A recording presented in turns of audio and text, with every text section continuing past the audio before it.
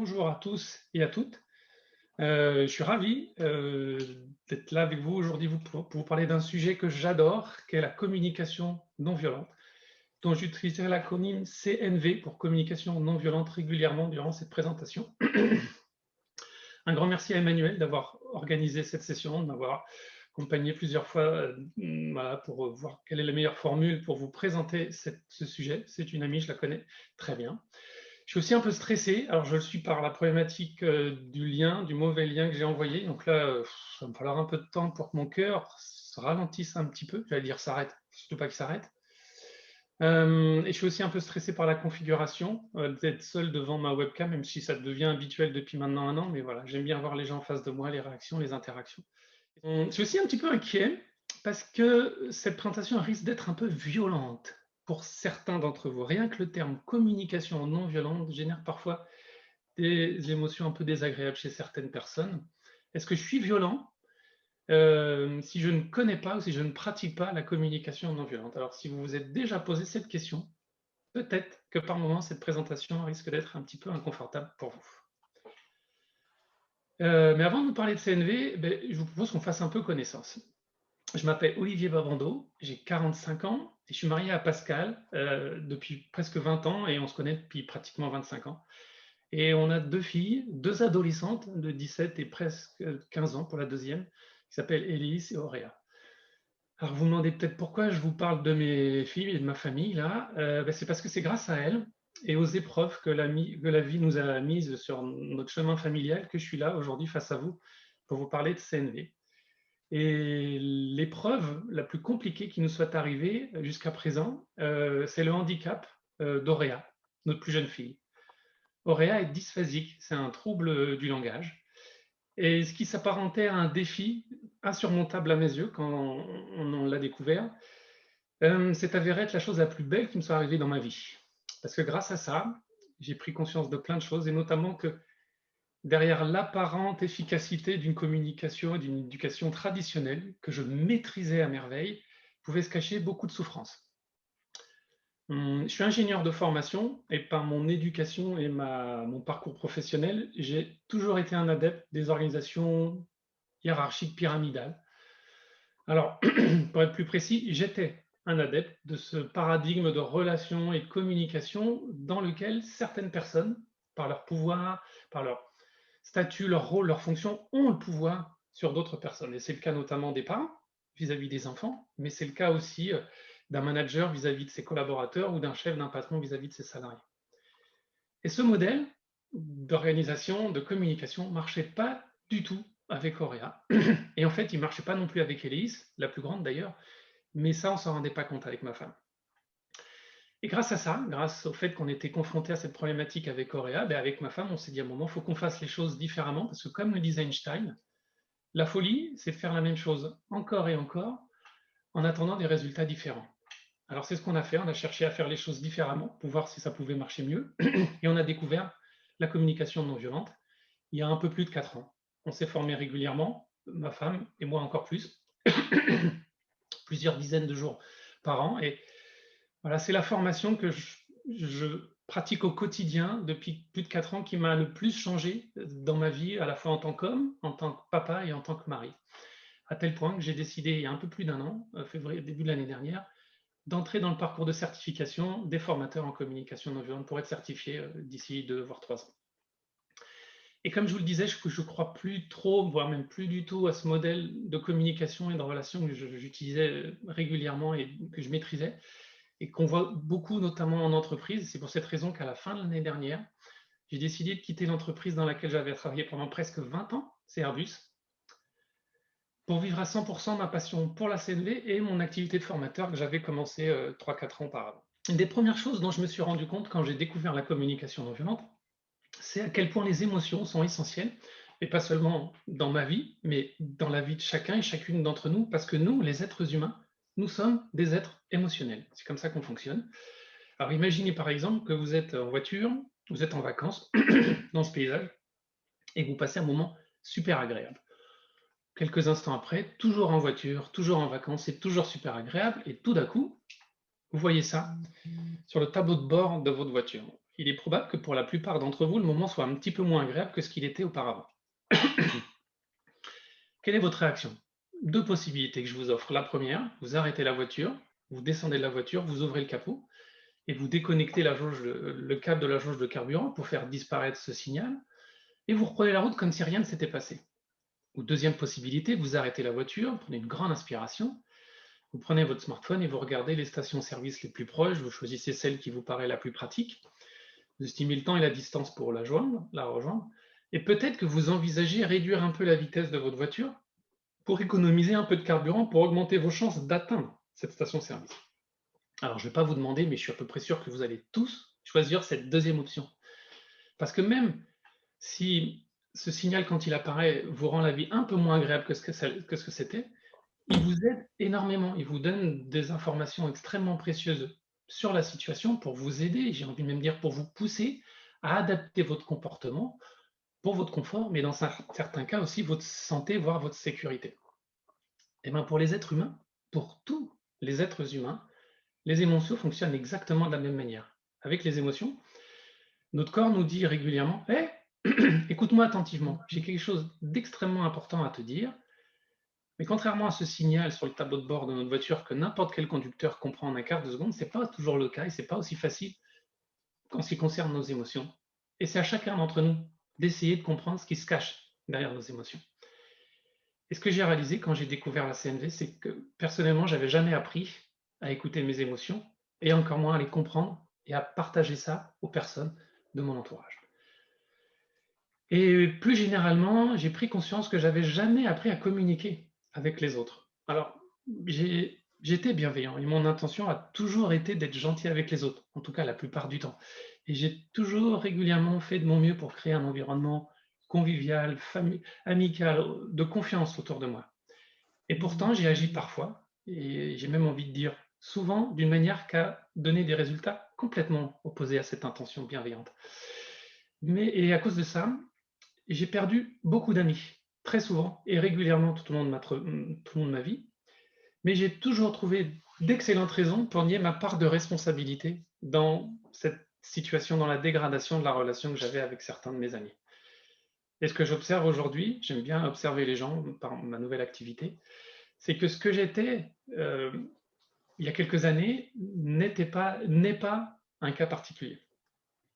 Parce que tous et toutes, depuis qu'on est tout petit, on apprend régulièrement des compétences diverses et variées, quel que soit le sujet, lié à du sport, à de la science, à l'art, des activités techniques, pratiques, manuelles. Et on apprend avec des entraîneurs, des coachs, des enseignants, des professeurs.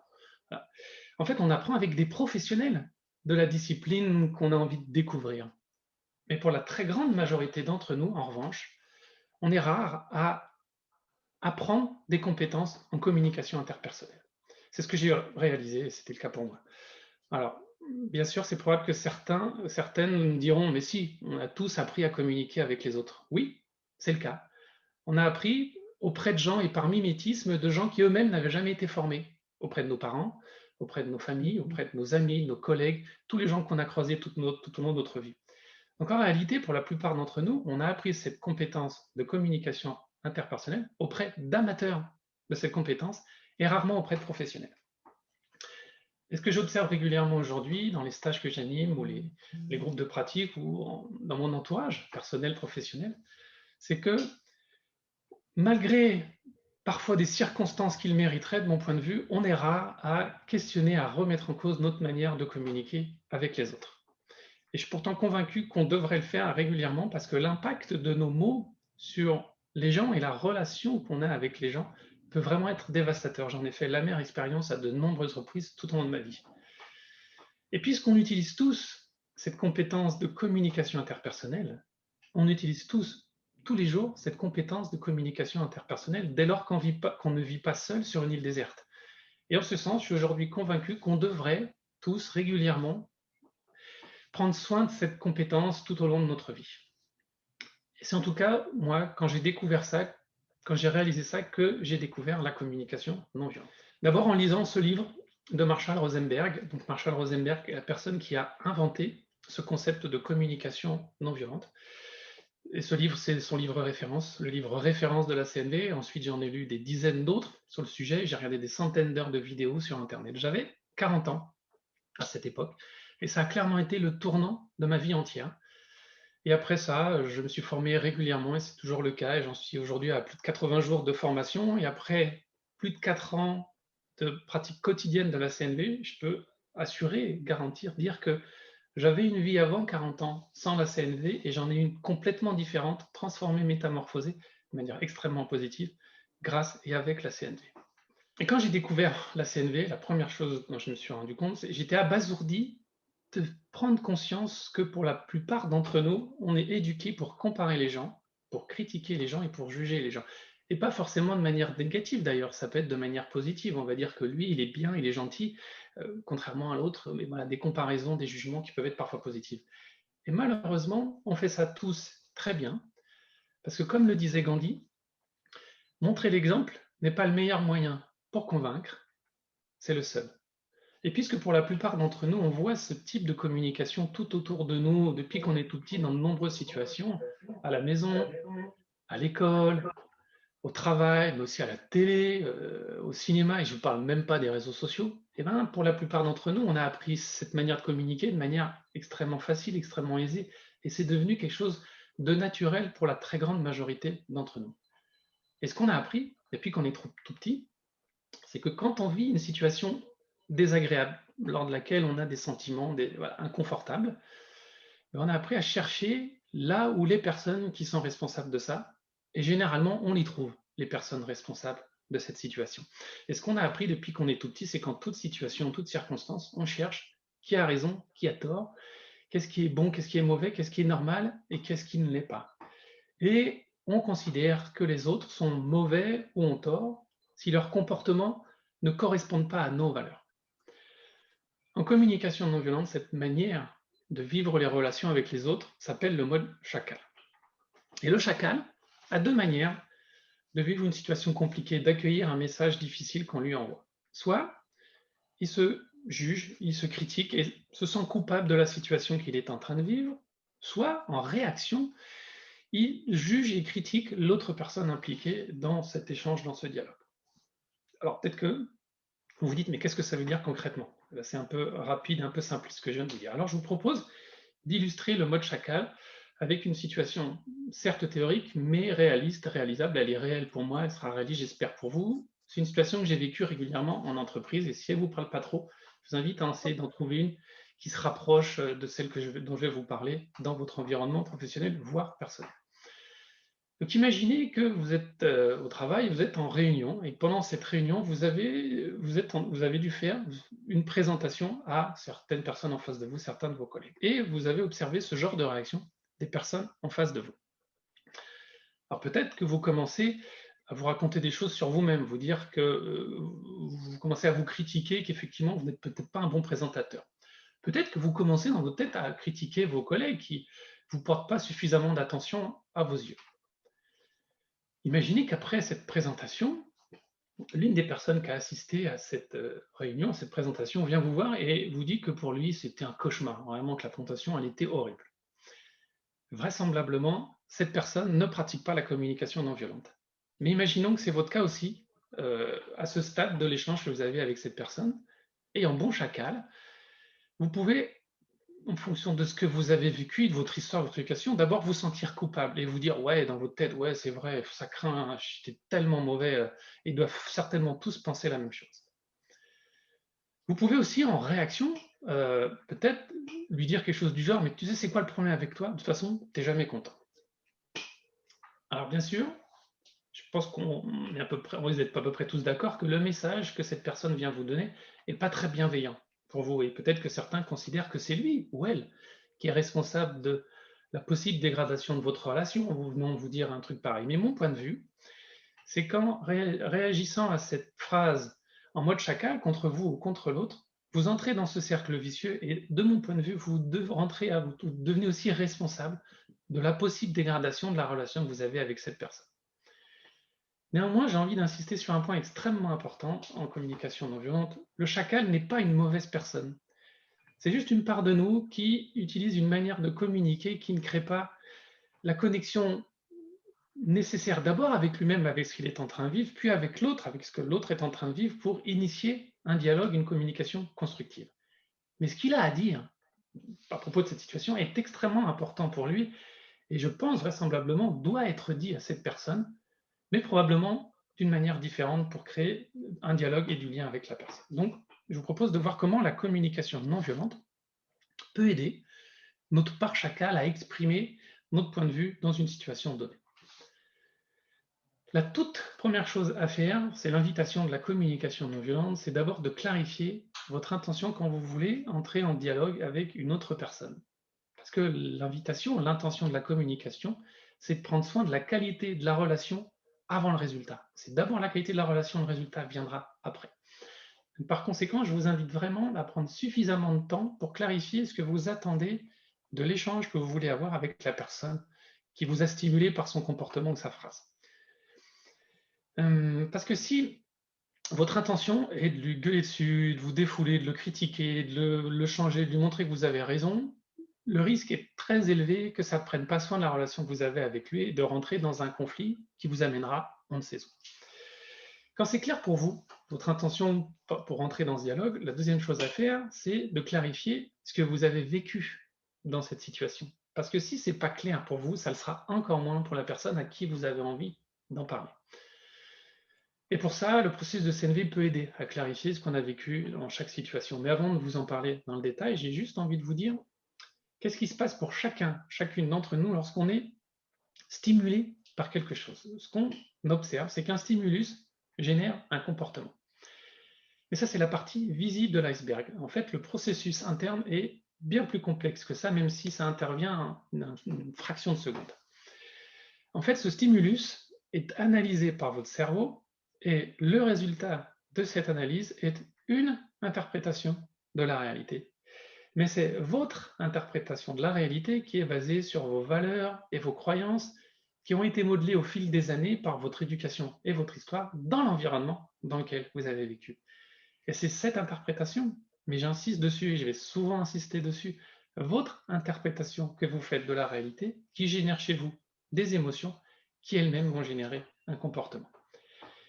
Et pour la plupart d'entre nous, ce processus interne, il est méconnu, tout simplement parce qu'on n'a pas appris, on n'a pas été éduqué à en avoir conscience. La CNV invite à avoir conscience de ce processus interne pour nous aider à identifier, à clarifier ce qu'on vit dans chaque situation, pour être en mesure, si on en a envie, si on en a l'élan, de le partager à la personne que l'on considère être le stimulus de nos émotions et de nos comportements. Mais j'insiste encore une fois, j'ai envie que vous gardiez à l'esprit que vous êtes seul responsable de vos émotions parce qu'elles sont le fruit de votre interprétation de la réalité. Donc, pour pouvoir clarifier en chaque situation ce que vous avez vécu, la CNV propose de suivre un processus en 4 étapes que je vais décrire, une fois encore, en l'illustrant par cet exemple de la présentation qui a été faite pendant une réunion. Imaginons que c'est vous qui avez fait cette présentation et que moi, j'y assistais et dont je me suis dit que c'était vraiment un cauchemar et que c'était horrible comme présentation. Donc, plutôt que de venir vous voir et de vous dire que c'était horrible, cette présentation, que c'était un cauchemar. Ou, presque pire de mon point de vue, au lieu de penser ça de la présentation, mais de ne rien vous dire, et néanmoins attendre de votre part un changement pour les prochaines présentations, prochaines réunions, voilà comment la CLV peut m'aider à clarifier ce que j'ai vécu pour éventuellement vous le partager. Première étape, l'observation. Qu'est-ce que j'ai observé factuellement pendant cette situation qui a eu un impact sur mon bien-être? J'observe comme si j'étais une caméra. Et une caméra ne fait ni jugement, ni interprétation de la réalité. Dans mon cas, la présentation a duré 1 heure au lieu de 30 minutes. Il y avait 45 slides, il n'y avait aucune photo, pas d'image, pas de graphe, que du texte de haut en bas de la présentation. Je vois dans les petites images qu'il y a des gens qui prennent des notes. Je voudrais juste vous dire que je vous partagerai le support de cette présentation. C'est peut-être un peu tard pour vous le dire, mais ça va peut-être vous détendre pour la suite. Pour éviter de prendre des notes, je vois Aline, je vois Marianne qui en prenait. Donc voilà, vous aurez tout ça pour le retravailler et vous aurez aussi la vidéo de disponible. Donc il n'y avait pas de graphe et il y avait voilà, le slide rempli de mots de haut en bas. Ça, c'est mes observations. Deuxième étape, les sentiments. Comment est-ce que je réagis à ces observations? Et encore une fois, je vais le rabâcher, mais comment je réagis à mon interprétation à la vue de ces observations? Quelles émotions je vis à cet instant présent pendant cette présentation. Mais dans mon cas, je me sens contrarié par le retard, 1 heure au lieu de 30 minutes, et je me sens frustré et même perdu dans cette quantité d'informations qui a été donnée pendant cette présentation. Troisième étape, les besoins. Lesquels de mes besoins ont été satisfaits ou non satisfaits pendant cette situation? Derrière chaque émotion, il y a toujours un ou plusieurs besoins. Alors, j'ai déjà croisé des gens dans des stages qui n'étaient pas convaincus que ça soit toujours le cas. Alors malheureusement, je ne sais pas comment vous le prouver, ce n'est pas une science exacte. Je peux juste vous dire qu'avec tous les jours de formation que j'ai faites en CNV et la pratique quotidienne depuis plus de 4 ans, je vous assure qu'il y a toujours des besoins, des valeurs, des choses qui sont importantes pour vous qui se cachent derrière une émotion. Quand l'émotion est agréable, c'est que certains de vos besoins sont satisfaits, et à l'inverse, quand l'émotion est désagréable, c'est parce que certains de vos besoins, certaines de vos valeurs, ce qui est important pour vous, n'est pas satisfait dans la situation donnée. Et dans mon cas, je me suis senti contrarié par le retard parce que j'avais envie de prendre soin, de respecter les autres personnes que j'allais voir dans la réunion que j'avais juste après. Et j'avais aussi envie de prendre soin de moi, de mon temps, parce que j'avais aussi prévu plein de choses ce jour-là, donc le retard me mettait en retard dans mes propres activités. Et j'étais aussi frustré et perdu dans cette quantité d'informations parce que j'avais envie de comprendre les messages qui étaient donnés et dans l'idée de partager et d'échanger et de collaborer avec les collègues qui étaient là dans cette réunion. Et enfin, la quatrième et dernière étape du processus de CNV, quelles actions concrètes qui pourraient contribuer à mon bien-être et satisfaire certains de mes besoins, je pourrais demander. Là encore, je pourrais demander par exemple à mon collègue de respecter son timing ou au moins de prévoir un temps plus long pour la réunion et moi j'adapterai mon agenda en conséquence avec mes autres réunions et ce que j'aurai à faire dans la journée. Je pourrais lui demander de rajouter un temps de questions-réponses à la fin de sa présentation pour permettre à ceux qui n'ont pas tout compris de poser des questions, pour clarifier un peu certaines informations qui ont été données. Je pourrais lui demander aussi de simplifier son support de présentation, enlever quelques informations qui sont peut-être superflues dans une présentation qui ne dure qu'une demi-heure ou 1 heure. Et je pourrais aussi me faire des demandes à moi-même. On augmente les chances d'entendre un oui quand on se fait des demandes à nous-mêmes que quand on les fait à quelqu'un d'autre. Et si cette personne n'a pas l'élan, l'envie de modifier des choses parce que c'est trop compliqué pour elle, je pourrais moi décider de ne plus aller à ces présentations et juste de demander qu'il m'envoie son support de présentation, puisque toutes les infos s'y trouvent, 45 slides avec du texte de haut en bas. Donc voilà toutes les possibilités de demande pour satisfaire certains de mes besoins. Donc voilà, en quelques mots, quelques minutes, comment appliquer le processus de CNV pour clarifier ce qu'on a vécu dans une situation qui est réaliste, elle est réelle pour moi, et ça peut être n'importe quelle situation de la vie personnelle, professionnelle qu'on peut vivre tous et chacun. Alors, quelle que soit la situation, c'est pas toujours aussi simple que l'impression que ça peut donner quand je vous le décris, là, moi, en seulement quelques minutes. Déjà parce qu'il y a aussi une connaissance et une intégration du processus, mais aussi parce qu'il y a des situations qui sont plus complexes que ça, plus complexes, qui viennent stimuler des choses qui sont importantes pour nous. Ça parle de nous, de notre histoire, de notre éducation et parfois même de nos blessures. Et c'est ça qui rend la pratique un peu plus complexe. Néanmoins, si ça vous semble compliqué à faire en toutes circonstances, en toute situation, j'ai envie de vous rassurer en vous disant que ça s'apprend en participant à des stages et des groupes de pratique. Et surtout, ça se pratique au quotidien. C'est l'avantage, c'est que la vie nous offre régulièrement, j'ai envie de dire presque tous les jours, des situations dans lesquelles on peut pratiquer le processus de communication non violente. Quand j'ai découvert ça, alors moi, j'ai été soulagé parce que j'avais enfin trouvé un moyen de m'exprimer de manière authentique, une valeur importante pour moi, l'authenticité, tout en respectant l'autre et son point de vue. J'étais tellement enthousiaste que je m'y suis jeté à fond la caisse, je l'ai pratiqué immédiatement, de manière très intensive, régulièrement, et devinez quoi? Ça a été un échec. Des échecs, j'aurais pu mettre un S, dans de nombreuses situations, parce que je me suis précipité à appliquer un processus que j'avais mal intégré. Mais grâce à ces erreurs, j'ai appris plein de choses sur la CNV et comment la pratiquer, notamment dans la vraie vie et pas seulement en stage. Et je me suis rendu compte que l'erreur la plus principale que j'avais faite, c'est que j'avais trop vite oublié le tout premier principe de la communication non violente qui, contrairement peut-être à une idée reçue à ce que certains pensent en entendant parler de CNV, et d'ailleurs contrairement à ce que je vous ai dit depuis le début de cette présentation, c'est ça le paradoxe, le premier principe de la communication non violente n'est pas l'expression authentique de soi, mais l'écoute active. Et c'est là que ça devient intéressant encore plus pour vous. Alors ça l'est pour tout le monde, mais j'ai envie de dire ça l'est encore plus pour vous dans vos activités professionnelles. Si vous voulez créer du lien avec la personne qui est en face de vous, et je pense notamment aux investisseurs futurs ou ceux que vous avez déjà, créer de la connexion avec la personne pour instaurer de la confiance. Je vous invite vraiment à d'abord écouter ce que la personne en face de vous a à vous dire avant de vous exprimer. Et pour ça, la CNV propose d'utiliser l'empathie. L'empathie pour vraiment accueillir tous les messages que la personne en face a envie de vous dire, qu'ils soient difficiles ou pas à entendre, mais vraiment dans le but d'écouter et comprendre la personne en face de vous et ce qui est important pour elle. Donc, comme je le disais, l'écoute est vraiment un point clé de la communication non violente et c'est illustré par cette citation de Stephen Covey qui dit que la plupart d'entre nous n'écoutent pas pour comprendre, on écoute pour répondre. La plupart d'entre nous n'écoutent pas pour comprendre, on écoute pour répondre. Et c'est écouter pour comprendre, c'est vraiment un fondement de la communication non violente, en toute situation, en toute circonstance. Écouter pour comprendre, c'est une posture clé de la CNV, une des fondations de la communication non violente, j'ai envie de dire, à faire en toute situation, en toute circonstance. Mais évidemment, je ne suis pas naïf et j'ai expérimenté plein de fois avec plein d'erreurs et j'en fais encore. C'est compliqué parfois d'être dans cette posture, notamment quand ce qu'on vit est très stimulant. Voilà. Mais je peux vous assurer, grâce à mon expérience en CNV, grâce à toutes les erreurs que j'ai faites il y a quelques années, que je continue à faire régulièrement, c'est de mon point de vue vraiment une posture, un comportement nécessaire à avoir pour augmenter les chances d'initier un dialogue constructif. Ce n'est pas un gage de succès, mais ça augmente considérablement les chances d'avoir un dialogue constructif. Et pour ça, la CNV donne le choix d'utiliser le mode girafe à la place du mode chacal. C'est un choix qu'on a à faire en toutes circonstances, en toute situation. Et là, girafe a aussi deux manières d'accueillir un message difficile. Soit elle est à l'écoute de ce qu'elle vit, de ses sentiments et de ses besoins, elle se relie à ce qu'elle est en train de vivre, soit la girafe, elle essaye de se relier à ce que la personne en face d'elle est en train de vivre. Soit elle devine les sentiments et ses besoins, soit elle lui demande, soit elle arrive à lui faire exprimer ses sentiments et ses besoins. Alors une fois encore, voilà, ça se résume en deux postures. C'est très simple, la CNV vue comme ça. Je vais vous l'illustrer par une situation, une anecdote qui m'est arrivée il y a quelques mois dans mon environnement professionnel quand j'étais encore chez Airbus. On était dans un vieux bâtiment, un hangar qui a été réhabilité en bureau. Donc, c'était pas très sexy comme bureau, un énorme open space. On était une cinquantaine de personnes avec l'isolation phonique des années 50. Donc, beaucoup de bruit, beaucoup de danse, beaucoup de passages.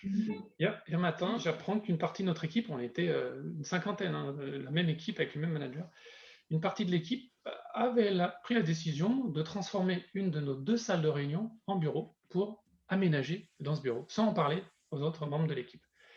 Alors quand j'ai découvert ça, c'est d'abord mon chacal qui a crié très fort intérieurement, j'ai bien bouillonné, et je me suis dit, voilà, j'ai mis contrarié, non, j'étais ulcéré en fait par leur comportement, et je me suis dit quelque chose, mais pour qui ils se prennent, non, pardon, pour qui ils se prennent ces gars-là pour décider comme ça, seuls, de hacker nos salles de réunion. Voilà, pour qu'ils se prennent, ils ne sont pas tout seuls dans cette équipe. Et plutôt que d'aller les voir avec cette énergie de la critique ou du jugement, j'ai pris un temps pour moi pour clarifier ce que j'étais en train de vivre, pourquoi j'étais aussi contrarié, stimulé par cette situation. Et donc, j'étais contrarié, très contrarié, ulcéré par ce comportement, parce que je m'attendais à, moi comme d'autres, qu'on soit inclus dans la discussion, dans l'échange, et que les problématiques de toutes les personnes de l'équipe soient prises en compte pour prendre une décision. Et j'étais aussi très triste parce que j'étais arrivé dans cette équipe depuis pas très longtemps et je déployais beaucoup d'énergie pour essayer de créer une dynamique de groupe, d'intelligence collective, de coopération, de collaboration, et je voyais un comportement qui pour moi n'était pas du tout en ligne avec ces valeurs, avec mes besoins. Mais grâce à ça, en faisant ça, ça m'a permis déjà vachement m'apaiser. Ça m'a permis de clarifier ce que j'étais en train de vivre et d'être du coup beaucoup plus ouvert au dialogue et à l'échange et à l'écoute de ce que eux, ils avaient vécu. Parce que s'ils agissaient comme ça, c'est que sûrement il y avait de très bonnes raisons pour eux de faire ça. Donc j'ai demandé à parler à une des personnes de leur équipe.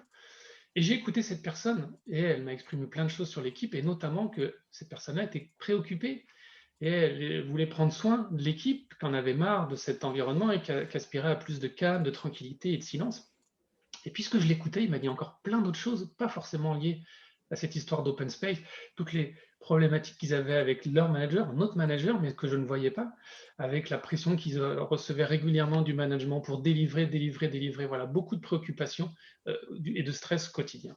Donc grâce à ça, j'ai appris beaucoup de choses sur leurs problématiques, sur leurs préoccupations, Et lui, ben, ça lui a permis de s'apaiser, ça lui a permis aussi de clarifier ce qu'il était en train de vivre. Et quand j'ai eu l'impression qu'il était suffisamment ouvert au dialogue, seulement à ce moment-là, je lui ai partagé comment moi j'avais vécu cette situation et la crainte que j'avais de les voir transformer une de nos salles de réunion. Et devinez quoi? Et bien cette fois-ci, ça n'a pas été un échec parce qu'il y a eu une écoute mutuelle et lui-même après m'a écouté et on a décidé ensemble de trouver une solution pour toute l'équipe. Donc on a cherché s'il y avait des salles de réunion supplémentaires et on n'en a pas trouvé une mais deux. Et quand on a été en mesure de pouvoir utiliser ces salles de réunion, ils ont transformé une de nos salles de réunion qu'on avait déjà en bureau et ils y ont aménagé. Donc au final, ben, eux, ils avaient un bureau plus confortable. Nous, dans l'open space, on était moins nombreux. Et on n'avait plus 2 salles de réunion, mais 3. Donc au final, la solution était meilleure pour tout le monde et pas seulement pour eux qui avaient au début voulu déménager dans cet environnement. Et je suis assez convaincu dans cette situation, et j'en ai plein d'autres des anecdotes, que sans la CNV, cette situation ne se serait pas gérée de cette manière et probablement aurait dégradé la relation que j'avais avec cette partie de l'équipe, mais probablement le reste de l'équipe avec cette partie de l'équipe qui avait décidé de changer. Alors j'adorerais vous raconter encore plein d'anecdotes sur comment j'ai vécu la CLV et comment aussi parfois ça marche pas aussi bien que ce qu'on aimerait. C'est pas un gage de succès, mais ça augmente les chances de créer du lien et des dialogues constructifs. Malheureusement, j'imagine que vous avez aussi d'autres choses intéressantes à faire aujourd'hui. Donc, je vais rapidement conclure. On arrive bientôt à 14 heures en vous disant 2 choses. La première, c'est que je n'aime pas vraiment le terme de communication non violente parce qu'il porte le message qu'une communication violente existe. Et ça donne pas très envie d'en faire, du coup, quand il y a cette opposition binaire, le bien, le mal, violent, non violent, ce qui n'est pas du tout l'idée que la communication non violente a envie de promouvoir. Et moi, je préfère le terme de communication consciente, parce que c'est vraiment ce que ça m'a apporté. C'est bien plus qu'un outil de communication, c'est un outil pour prendre conscience de comment et pourquoi on vit les choses, comment les autres et pourquoi les autres vivent les choses comme ça, et vraiment avoir conscience de l'impact de nos mots et de nos comportements à la fois sur nous-mêmes, sur les autres et sur les relations qu'on a avec les autres personnes. La deuxième chose dont j'ai envie de vous parler, c'est qu'est-ce que vous pourriez faire après cette présentation. Alors la première chose, c'est qu'on aura quelques minutes, mais comme je vous dis, je pourrais rester un peu plus pour ceux qui ont un peu de temps après, pour répondre à toutes les questions que vous auriez. Comme on a manque de temps, n'hésitez pas à m'envoyer un mail ou à m'appeler si vous avez des questions auxquelles je n'aurais pas répondu, ou si elles sont même plus personnelles, n'hésitez pas à me contacter. Et pour le reste, eh ben, ça ne dépend que de vous. Parce que comme le disait Tom Peters, le changement est une porte qui ne s'ouvre que de l'intérieur. Donc c'est à vous, où il n'y a pas de bon ou de mauvais choix. Votre choix sera forcément le bon si vous le faites en conscience de ce que ça vous apporte. Et le fait de ne rien faire, de ne rien changer, est aussi un choix qui satisfait des besoins. Néanmoins, pour ceux qui sont un peu curieux, qui ont envie d'aller un petit peu plus loin dans la découverte de la CNV, je ne peux que vous recommander de lire quelques livres, et notamment les 2 que j'ai mis là, qui sont mes préférés, les livres références en termes de CNV. Vous en trouverez d'autres sur mon site internet. J'ai une page inspiration avec des livres et des vidéos. Je vous enverrai un mail après cette présentation avec le support de la présentation, des liens vers des supports, des médias intéressants. Et donc je conclus, ce sera ma dernière planche, en parlant une nouvelle fois de ma famille et plus particulièrement de mon couple. Donc Pascal, dont je vous ai parlé tout à l'heure, travaille, j'allais dire aussi chez Airbus, j'ai encore du mal à imaginer que je suis plus chez Airbus, mais elle travaille chez Airbus depuis 20 ans, elle aussi. Et malgré le fait qu'on soit, j'ai encore dit que chez Airbus, il y ait plusieurs dizaines de milliers de salariés, et ben on a déjà travaillé sur le même projet il y a quelques années, pendant 1 an et demi, à temps plein.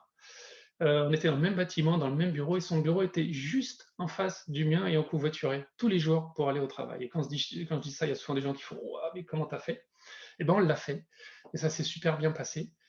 Juste avant que je quitte Airbus, on avait tous les deux changé de département, et on était à nouveau dans le même département, à nouveau dans le même bâtiment, à nouveau au même étage, et là, un tout petit peu plus loin, elle était à quelques mètres de mon bureau. On s'est rencontrés à l'école, il y a pratiquement 25 ans maintenant, et on ne s'est plus quittés. Quand on était jeune, on a participé à l'émission Les Amours et on a gagné.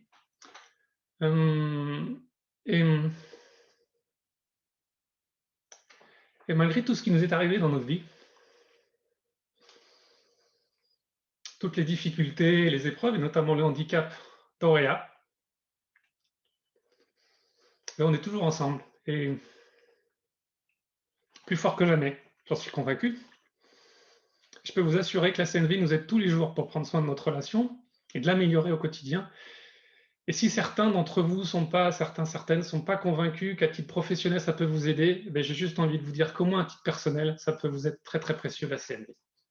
Merci beaucoup.